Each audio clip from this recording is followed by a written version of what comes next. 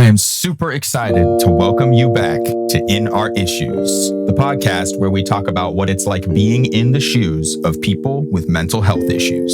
This is the first time we've filmed an episode in 2025, and we're going to be filming episodes weekly starting now.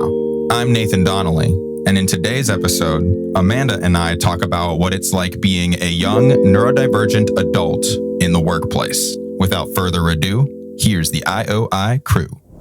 Hey guys, welcome back to In Our Issues. Hey. It is the year 2025, and this is a brand new episode. Woo! I hope you guys are doing well. We're going to be doing weekly episodes every Thursday. We're going to be filming, and I'm going to be dropping them every Friday. That's the plan. Yeah, today we had for a window into the mental health world. It's not always easy living with mental health issues, and our dear friend Bill is going through a bit of a rough patch right now, and he couldn't make it here today. We haven't heard from him. Bill. We miss him. We're worried about him. It's just how it works in the mental health world. And there's lots of components that go into just living with mental health, and it's not always easy. Absolutely. So thank you for tuning in. Thank you for being patient with us here on In Our Issues, and we appreciate you. We welcome you back with open arms.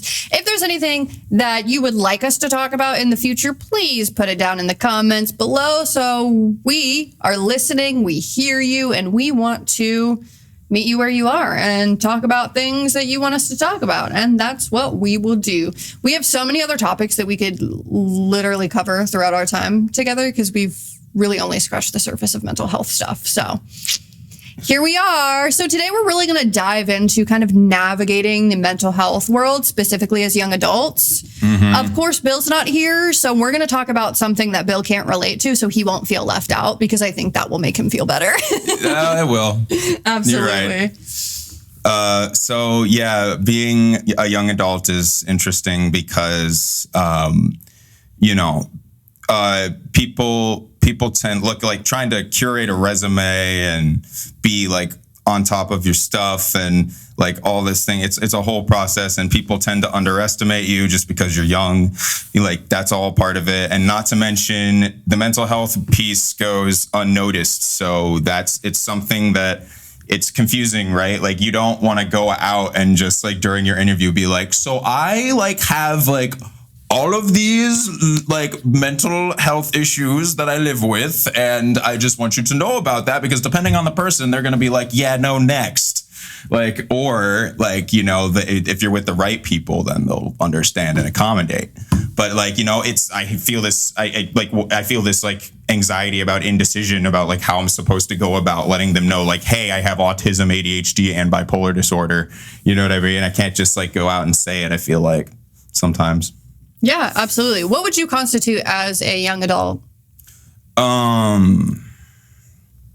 feel like it's anywhere under 40, truthfully. I'd say it's under 40, maybe even under 45, because I feel like once you turn 50, that's the point where it's that's where you're officially an adult. Yeah, that's where you're officially middle aged.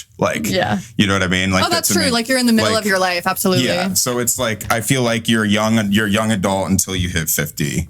I don't know. That's just my opinion. But I feel like a lot of people will think differently than say young adult is maybe younger than that. But that's just I do feel like navigating the workforce, especially when you struggle with a mental health issue, definitely can be super hard at any age. But I think specifically in the transitional youth age, anywhere from 18 to 30, maybe even 35 at this point, the workforce right now is just so weird. It's so odd. Mm-hmm. When AI and oh my God, automated stuff like that is always driving the boat. It's you basically have to do mental gymnastics just to get into the door somewhere. And then when you do that, I almost feel like you have to at least for me, I had to cosplay as this professional person that I wasn't. Like, you know, masking is like a huge part of it, right? That's what it is, man. Like masking is just cosplay every day. That's exactly what I was doing. I was just cosplaying a workforce professional. And like, I have this idea in my brain, right? And maybe some people can relate to this, but like, I have this like idea in my brain that this is like, I have a perfectly curated business personality that like, I wish that I could be. Even working right now, like I work in mental health, like I am a peer supporter, which we'll talk more about eventually.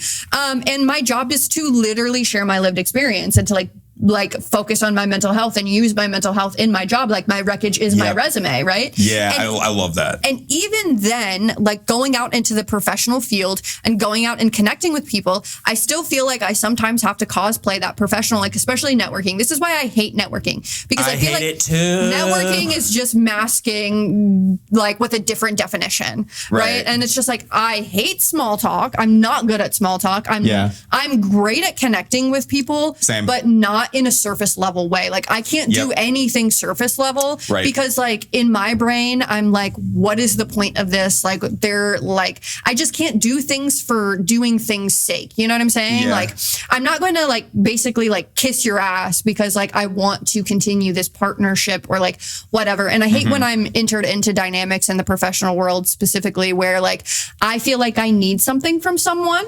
Yeah. And then like I'm going into that situation, maybe it's like a partnership, a collaboration, you know, maybe they're a potential funder, whatever. Like I hate going into that situation, like knowing in the back of my mind, like, oh my God, this is like a good connection for me to have.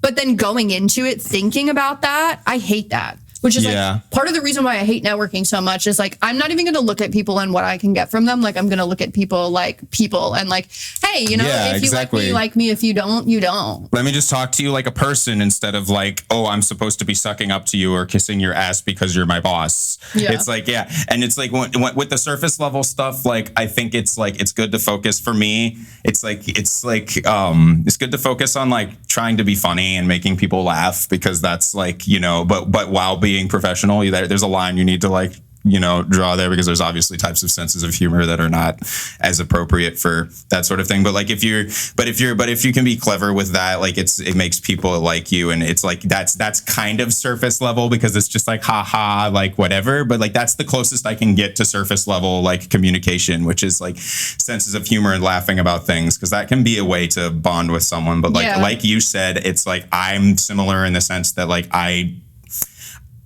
want to sit down and just be like, so tell me your life story and I'll tell you mine. Like, you know, it's like, as I have like, I want to get into the deeper stuff or like, what's your favorite passion, your biggest dream, your whatever. Like, that's the type of conversation I'm here for, but it's like not the type of conversation that a lot of people want to sit down and have immediately, I guess. But it's like in terms of like, I get it. It's like in terms of like being in the workforce, like as a young adult trying to navigate all this, networking is so important, and it also really stresses me out.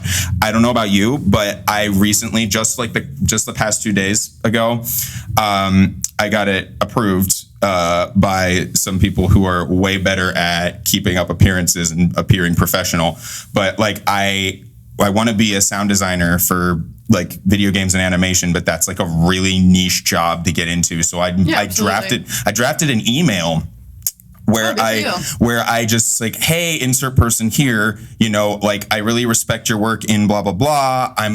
Here's my portfolio. I'm looking for connections. I'm looking for, if you don't know of any like openings for jobs or whatever, like I would be very much open to like anybody you know that has like anybody you know that might be able to use my expertise, because I let them know like I'm a very accomplished musician, composer, like sound designer, blah blah blah. It's like, but that I'm very proud of that. That's like the best networking thing I've done. Have you sent the emails? In a hot minute. I haven't sent them yet, but I drafted it and I'm ready to like, and I have a few people I want to send it to. The hardest part is sending the damn email. That's the hardest part. It's like now that I have the blueprint, I can send the email, and that's going to help with networking.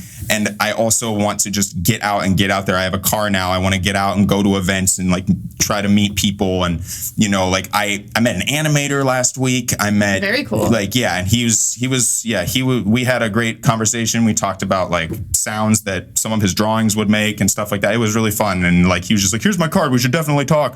Amazing. But like, you know, I love it when that stuff networking, happens. man. But like, he was more natural. But he was an animator. He was a creative. We could just shoot the shit and talk about creative stuff, and we were basically like creatively collaborating in our conversation. That's the kind of networking that comes easily because I can just talk creative stuff. When it comes to like appearing as a business professional, it's very much the masking thing. It's very much cosplaying, like, you know, and I still have to get used to that.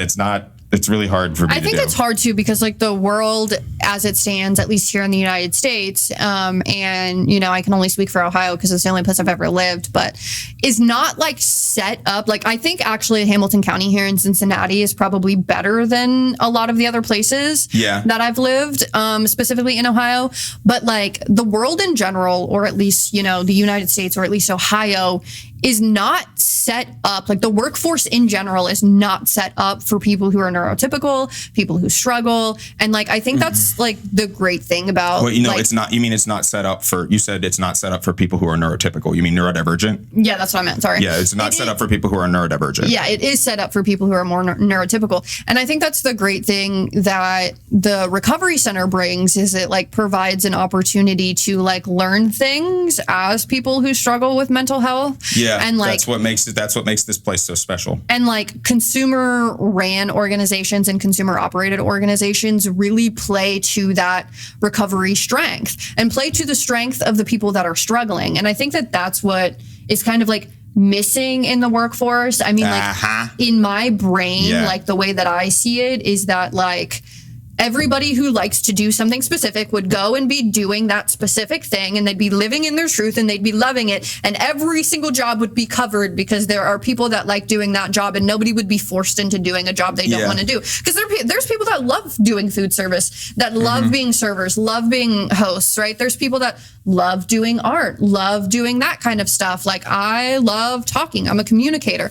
Like luckily I was able to find my niche and come into this field and do what I had to do. But like not everybody has the one privilege or two, the accessibility to do those things. Like there's so much survival wrapped around, you know, the workforce and what we have to navigate. And then when you are struggling with your mental health, you're operating out of that survival and you're kind of just taking whatever comes to you because of that survival. And that's what I kind of like hate about what's going on as it stands, because like when I was this opportunity was quite literally like, it was just like by happenstance that I kind of like fell into it because of something I was already doing. But it was because like I followed my passion in starting that open mic night, that like somebody in the audience saw what I was doing, connected me to here, and then now I've been here for the past 6 years. So it's just like, I wish everybody kind of had that opportunity to like lean into what they loved. And it just like makes me angry that there's so many barriers for people to get there. And like in the workforce in general, people are so microaggressive and so stigmatizing about mental health, because like people who struggle with mental health and have gone through trauma are some of the most like on top of it people that I know, or at least like they look at things differently. They see the world differently. They offer different, you know, solutions to problems because they've lived life and they've seen things, you know. There's such a power in that struggle that people can bring to the workforce. I know there was a study that I read that people with higher emotional intelligence are more likely to be hired than people who have higher IQs, because people are looking more for that emotional intelligence than they are that intelligence. I think that having people smarts is really important, not just for people who are looking for that, but also just for getting hired in the first place. Because it's like if you can communicate well and know what to say, you know, your chances of getting hired are going to be higher. But it's like, I think there's a lot of pressure for like the EQ to like or at least in the past, I feel like the EQ, I feel like first I feel like neurotypical and neurodivergent people will probably be more sensitive and higher, you know, like in a lot of cases more sensitive and have higher EQs. There are people who are neurodivergent that have, you know, disorders like narcissism or whatever that are notoriously not that, but like there's a lot of people who are. It's actually like, quite the opposite. The studies show that people who are more neurodivergent have a higher EQ, because EQ is about like assessing a situation, understanding people's needs, and being able to adapt to those people's needs, right? And like when you struggle with something like autism, like you are on point for pattern recognition, right? Yeah. And being able to see a system and the patterns in which those systems work is what businesses and organizations want. Yeah. And that's what they like to see, is that pattern recognition. I have that skill too, in terms of pattern recognition of, I can see when someone has the ability to poison the well. Like I can see that. I can walk into a room and I can see the person that is going to be the one that, you know, maybe, you know, if we're talking about like a dinner situation, I can walk in, I can pick up on the energy, I can read people to the point where like I can know which person has the ability to make the night not as good as it could be. And like I have that in the opposite way as well of, okay, this person is really, really great, and I can see that they add value to this situation. So do you just walk up to them and be like, you smell like low EQ? No, and it's not even that they have like a high or low EQ in that situation. It's more just like that pattern recognition is what's helpful in systems. And I wish that more like business people and more people in the professional world would understand that about people who struggle with their mental health, is that like these skills that we've built out of that survival are actually really, really powerful, really resilient, and really, really beneficial to the workforce. Yeah. Like anticipating needs is all I've ever done in my entire life. So that's why I'm so good at it. Yeah, you did that for so long. I did the same, you know, you're my sister in struggle. It's just like, yeah, it's like that basically, like in terms of like catering to someone's needs and what needs to be done, that's like, you know, if you live in a situation where you feel like you have to be the bridge and stabilize like the environment because the way you are disrupts that somehow. It's like you like, yes, it's really like not beneficial for your mental health for you to ignore yourself and cater to other people's needs. But once you learn to balance that out, you still have those skills that you built out of survival, like you're saying, and those skills are beneficial. Like I never thought about this, but like, I mean, I was diagnosed with autism when I was 30, and that was like a huge game changer for me and my family. Up until then, I figured that my family didn't like me and didn't want to spend time with me. And because my father and I would have altercations a lot of the time because there was just a lot of, there was just a lot of misunderstanding and frustration with one another. Yeah. And so like, but then once I learned once I learned about the autism part of everything, it was like, and how like, you know, the reason that would happen is because I would already be so overstimulated from the day, and then I'd come home to that, and then it would turn into like, you know, like yelling or just, you know, heated arguments or whatever.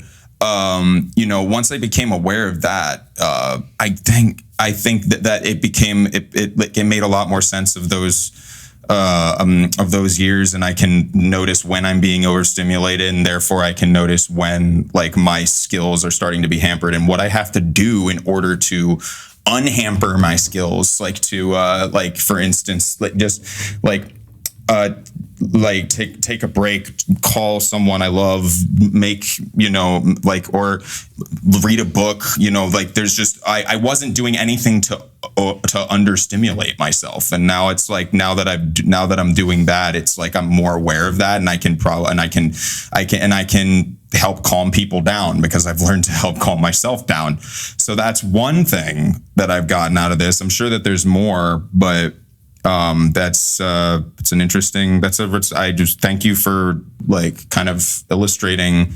the positive things that can come out of being in a struggleful situation. Yeah, struggleful. If that's a word. That. No, because I mean, that's kind of how like in job interviews, you know, I haven't always gotten the jobs, and usually I don't get the jobs, but I mean, that's kind of my way of self-disclosing my experience in job interviews. Like, you're always asked, like, name a time that you faced a conflict and how you solved it. That's like the number one question I'm always asked in job interviews. And I always I always come up with like funny, struggles and things that I've done. And then I will slip in some like self-disclosure in there. And that's the way that I kind of do it, of like, I had to calm this lady down because we didn't have chicken for her pizza. And so like, and so I assessed the situation, saw that she was pissed, did what I could to rectify the situation, because, hey, that's been my life anyways, right? Like I was built for that, right? Mm-hmm. That's what life built for me out of, everything that I've gone through, is to adapt to those very contentious situations and, basically try to look at a situation, look at, okay, here are the possible solutions. Here's what possibly could go wrong. Like, I feel like sometimes, and this is why I struggle a lot with like, navigating this world, is I look at a situation, I see every possible problem, solution, potential problem, potential solution, like big picture, small picture. Like, I look at things like from every angle, and like it has been something that I've had to like fight like myself with, because when I am presented with a situation, my automatic brain goes to, okay, here's what's wrong with it.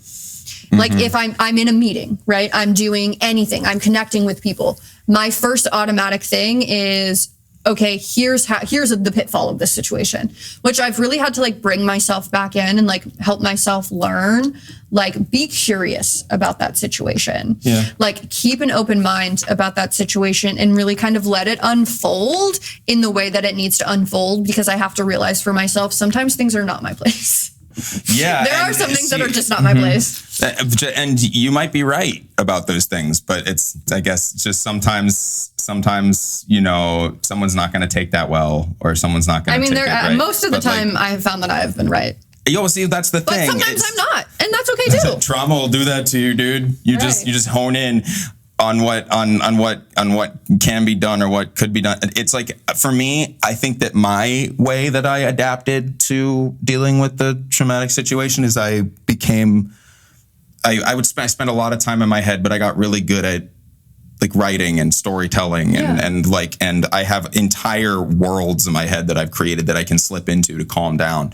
Like that are stories that I have yet to like pen out. You know what I mean? But like, it's like, and those, just basically the power of my imagination has increased, and none of my siblings can relate to this. Like, they're all very good performers and very good at like studying and like what they do. But like when it comes to actually creating something original, it's like, they're just like, I don't know how your brain works, Nathan. Like, I have no idea how you do that. And they're more securely attached to my parents. I was insecurely attached, and I spent time, coping with feeling lonely and all that stuff by creating stuff in my head. And now I'm really, really good at it.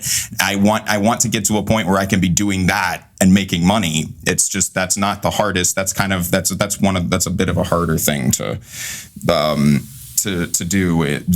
I've noticed. It's just because I work hard at that, but it doesn't make me money yet. And there's, given where we live, but also like, what kind of work it's going to take to make an online presence for myself. It's like consistency is key, and I'm still getting used to that. But it's like and that has completely changed the game the past 3 years since I've learned I was autistic. I feel like I'm 3 years old. Like, I'm just I'm relearning that, absolutely. I'm just like through that lens, I have bonded with my family like I've never bonded before. And I feel safe with them for once, and it's crazy. It's great. And see, this is the power of a correct, accurate diagnosis. Everybody, just want to let you guys know that. Yeah, if you get the right diagnosis, it can change. They can totally change the game. Like my dad and I are super close now. I still want to like introduce more things for us to talk about and bond over, but it's been great. Because that's amazing, because that was once a point of contention for you, was your relationship with both of your parents, but specifically your dad. Yeah. So it's great to see kind of the progress that we've all kind of made over the past few years since we haven't been recording. Yeah. Is like you got that diagnosis and your life was able to really take a different turn for you, which is amazing. Right. And now consistency is just around the corner instead of seeming like this impossible task, because I would have entire weeks of depression where I would be collapsed and not be able to be productive, and I would lose myself in whatever I could to make the hurt stop. Basically, you know, these parts of our brains as neurodivergents can be so loud if we don't have like the self-awareness and understanding about them, that it can completely bar us from entering the workforce at all. Like, you know, because we're just not consistent enough. I have been fired from every single job I have ever had because I have not been consistent enough. A depression happens and then I'm an hour late for work, like consistently. And then they're like, you got to go. Like, that's just, you know, it's just that's what hurts so much about being neurodivergent, is that you don't feel like your feelings are valid in those situations because it's just, you're not supposed to be like that. Yeah, which is, you know, kind of what I was saying of like the world is not set up to accommodate that system. And like, that's something that I can't really relate to. And I appreciate you sharing, because I'm a very type A personality. Like, I am so anxious about everything that I have to be like chronically early. And if I'm even like 60 seconds late, I will have a panic attack. All right, so we're gonna do. So we're like two sides of different coins. We're gonna do a little brain transplant here. Just the parts where like you can be a little more spontaneous and I can be a little more on time, and then we're gonna be like, we'll swap the brain cells. That would be great. But I think this is a great example of the way that, like, you know, brain function looks very different in people, of the way that I am an extreme type A perfectionist and I have to make sure that I'm on time. I have to make sure I set everything in my calendar.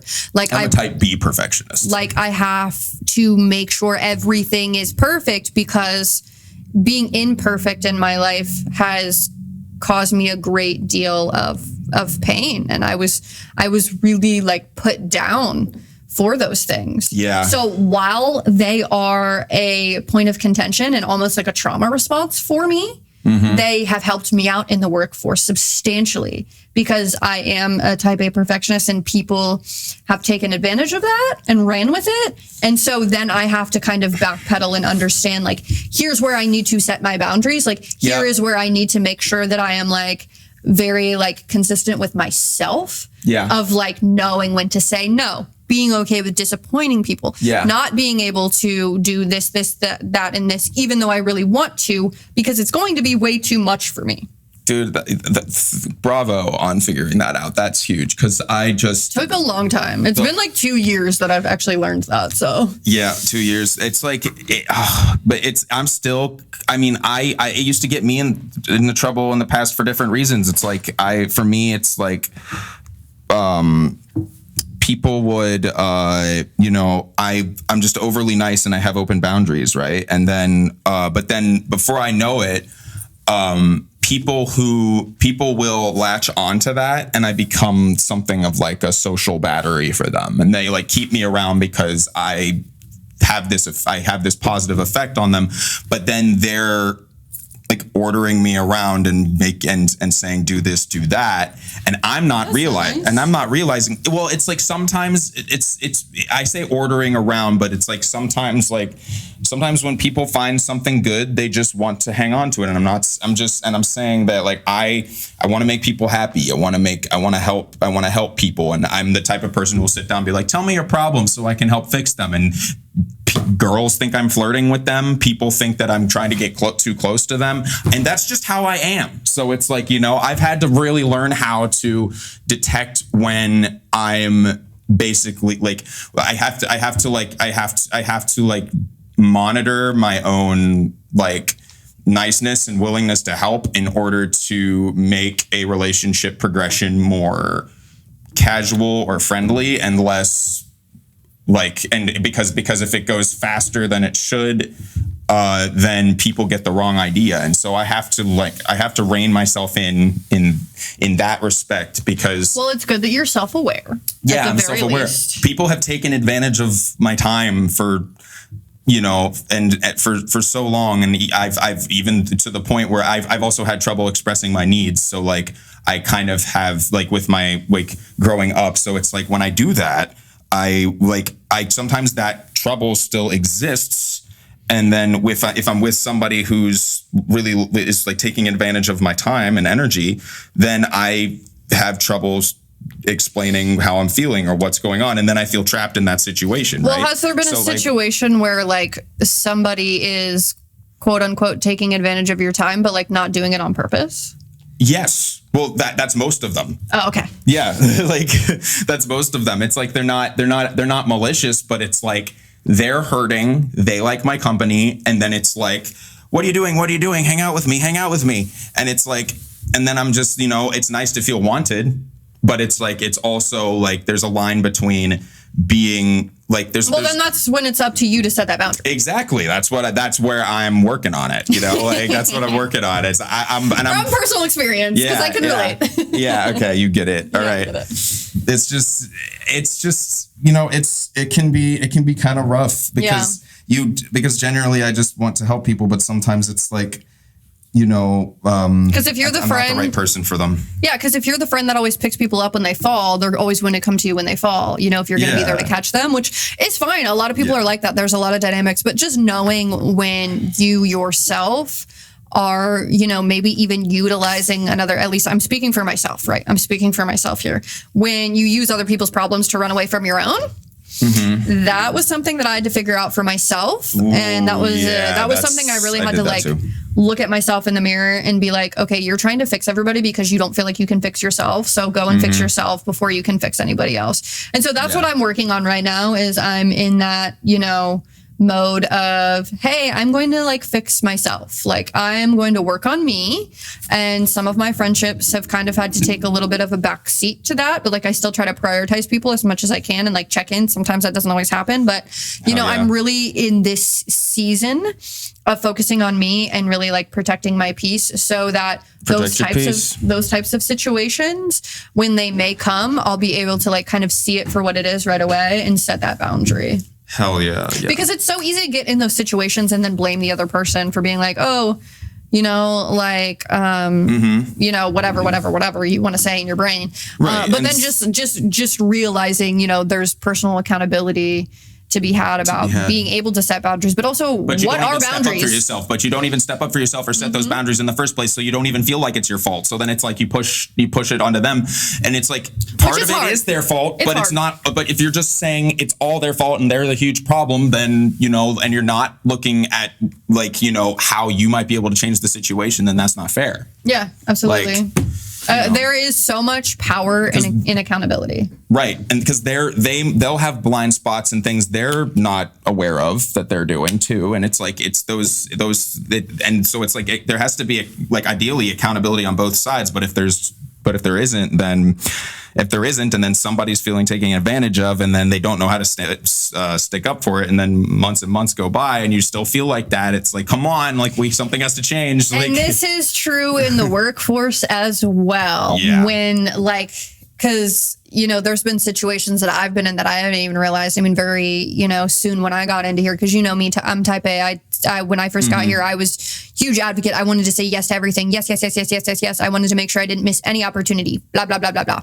And I really wanted to make sure that I like said yes to everything so that people would like me and that I would be like this, like, you know, super like, I don't know, just like this professional in the workforce. Like you're just supposed to say yes to every opportunity because you might not get it again. Stoddard, she's so cool. Oh my God, she told me she helped me out yesterday. Oh my God, I felt so good. It was just one of those things where it was just like I was not even able to like do anything for myself because I was saying yes to everything. And it was like I was working all day and then going home and doing more work that was outside of work because I would say yes to all these opportunities. And it was similar situation as that, but just like with a different hat, right? Yeah. It's just like I was allowing that to happen because I wasn't like setting, well, I don't even want to say that I was allowing it to happen because I didn't even know it was happening until it was already too late. You know, right? Yeah, it was like you were allowing it to happen through your own ignorance of the situation. Exactly. Therefore, it was just sort of it was out of your control. It was just like an accidental burnout situation where like I took on all of these things that I really genuinely at the time wanted to do. Just like when you genuinely want to help somebody, you really want to help them. You really want to like hold space for them. You want to hold that hope for them. Like I wanted to do all these things. I wanted to have all these opportunities, yada, yada, yada. Mm-hmm. But then I kind of looked at myself and I didn't have any time for myself. And I just completely crashed and freaking burned out. And I like lost myself in the process. And I was just like, who even am I anymore? Like I used to be, you know, this huge advocate that was like super positive and like walking around and like being like, how are you? And blah, blah, blah. And then like, you know, somewhere along the lines, I crashed and burned and like, I didn't even want to talk to people anymore because then that meant they were going to take something from me. It's like, because you were there helping everyone and then they got used to that. And now it's just like, ooh, wait, I got to think about what I want, what's healthy for me instead of just other people. And that's like, it was a very hard lesson could potentially change the way that everybody interacts with you. Especially when you're in like the caring profession or even when you're in like the service industry at all. Where it's like, that's what you do all the day, all the time is help. Like, so go listen to our boundaries episode. Oh yeah. You'll learn a lot. We got some hot, these hot takes you're hearing now. You're going to hear some spicier ones on that one. I was also thinking about what you said about, you know, getting in your little depression holes and I was actually listening to our highly sensitive person episode. Yeah. About like when you're in HSP and then you have that kind of like HSP overload and then you like crash and burn. Right. And so like that connection was just kind of synergized in my brain about like when you are hypersensitive of your environment, because I would consider myself an HSP. Like I do feel like I'm a highly sensitive person, and the overstimulation of just like feeling, right? Mm-hmm. You can just crash and burn. And I think that exists a lot too in the workforce for people, especially those who struggle, because you have so much stimulation. You're doing so many different things at one time. And if it's something that you're not extremely passionate about or something that you're not excited about doing, it's even worse. It like drains the freaking life out of you. You know? Yeah, if you're not oh dear Lord, yeah. Like if it's something that doesn't fuel your passion in some way, you'll crash and burn so fast. Just like help too much, crash and burn. Mm-hmm. Help too much, crash and burn. I'm Amanda Stoddard. This keeps happening. Why does this keep happening to me? Hey, nobody's me, okay? I'm me. Okay. I was doing a Amanda Stoddard cosplay. All right. I just didn't have the whole get up. I didn't have the wig. Nobody can zoom me but me. I didn't. Sorry. All right, guys. I'm sorry. You're going to have to return your Amanda Stoddard cosplays. Like you just throw them in the trash right now because you can't. You have to get full and written approval. Mm-hmm. And everybody can cosplay me except for Nathan. Oh God! Now this feels. I can't put my thumb on it, but this feels personal for some reason.